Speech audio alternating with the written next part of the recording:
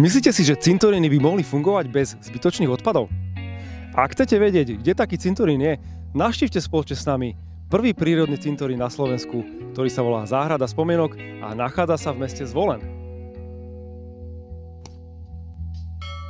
Nachádzame sa na zvolenskom cintoríne Zlatý potok, ktorého súčasťou je aj Záhrada spomienok, prvý slovenský prírodný cintorín. Momentálne stojíme na mieste, kde sa konajú obrady, alebo teda posledné rozlúčky a kde sa tiež zapaľujú sviečky. Je to vlastne kamenné dielo s vodou, na ktoré sa dajú pokladať plávajúce sviečky zo včelieho vosku, ktoré sú bez obalov a bez parafínov alebo nejakých umelých produktov. A po vyhorení sa znova recyklujú a vyrábajú sa z nich sviečky nové. A vlastne za týmto lesíkom vidíme záhony, ku ktorým sa teda pôjdeme asi bližšie pozrieť. A vlastne to je miesto určené pre pochovávanie popola alebo urien, ktoré sa vkladajú do zeme. Keď sa tu konajú obrady, tak oni môžu mať ľubovoľnú podobu. Môže to byť len stretnutie v úzkom kruhu pozostalých, blízkej rodiny a ich priateľov, ale môže to byť aj väčšie spomienkové slávnosti, ktoré môže viesť niekto z rodiny, prípadne ja, ale aj napríklad kňaz. Keďže tento priestor je duchovne otvorený, tak vlastne môžu sa tu konať pohreby aj civilné, aj cirkevné. Je to na prianí pozostalých. A tiež tie posledné rozlúčky majú rôznu podobu. Niekedy prebiehajú v tichosti, niekedy pozostalí zdieľajú pár spomienok na blízkeho človeka. Inokedy si prezerajú album s jeho fotografiami alebo púšťajú jeho obľúbenú hudbu. A mávame tu aj stoly, na ktorých vie byť občerstvenie. A tiež sa tu dajú medzi stromy vešať napríklad špagátiky, na ktoré sa potom môžu pripínať lístočky. My to voláme s odkazmi do neba, kde môžu ešte zosnulému niečo odkázať na poslednú cestu. A prípadne si tu môžu zavesiť fotografie alebo nejaké iné spomienkové predmety. Tak teraz stojíme v záhrade spomienok na mieste, kde sa ukladá popol. Buď môže byť uložený vsypom do zeme na konkrétne miesto, alebo uložený v rozložiteľnej urne.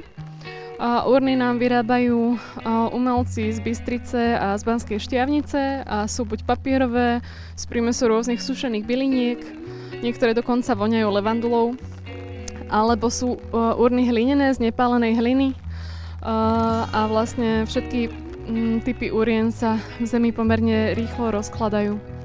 Tak v záhrade spomienok sa snažíme, aby všetky produkty a veci, ktoré tu používame, mali čo najmenšiu ekologickú stopu.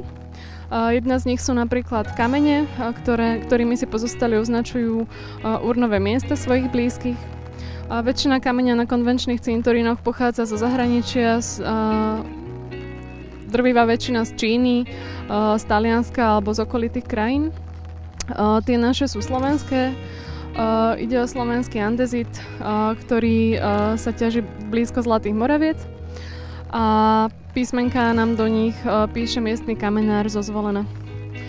Čo sa týka nosenia vecí na tie urnové miesta, tak je vlastne povolené nosiť živé kvety, ideálne bez obalov a bez stúch, z vlastnej záhrady alebo z okolitej krajiny. Keďže kvety z kvetinárstiev tiež väčšinou pochádzajú z krajín ďalekých mimo Slovenska a sú pestované s veľkou dávkou pesticídov a rôznych hnojív. Ideálne však je, pokiaľ pozostalým stačí výsadba, ktorú tu máme, teda trvalky, trávy, stromy a nemajú potrebu nosiť na svoje miesta nič dodatočné. A pokiaľ však prinesú pár živých kvetov, tak my ich počase, keď zoschnú, odnesieme do kompostu.